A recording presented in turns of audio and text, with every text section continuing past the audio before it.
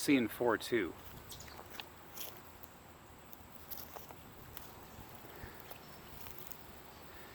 And so this was the geographical and geological background to the scene where Jesus asked his disciples, "Who do the crowds say that I am?" And they answered, "One of the prophets." And then Jesus asked them, "Well, what about you? Who do you say that I am?" This was the critical question of this field trip, this class excursion that they were on.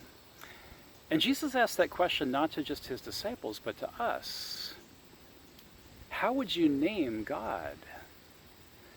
Well, in the Old Testament, many of the patriarchs did this. When they had a powerful experience with God, they would build a pile of stones, a pile of undressed stones, and they would make an altar. And after the offering had been given, they would name that altar according to what they had just learned or experienced of God that was new. And many of them were called God is my protector, God is my provider, God is my savior, whatever applied to whatever had just happened in their life. This is a beautiful and poetic and creative way to keep track of our relationship with God. And it also reminds us that we are constantly meant to be turning corners with God. Think about what turning a corner does. It just opens up the landscape in a new way.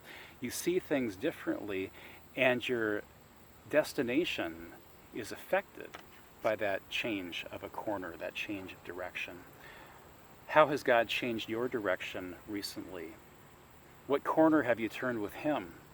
And what would you name that intersection? If you were to build a pile of stones, an altar there, what would you call it?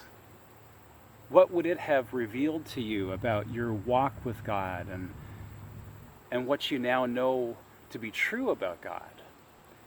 And now what you know to be true about yourself?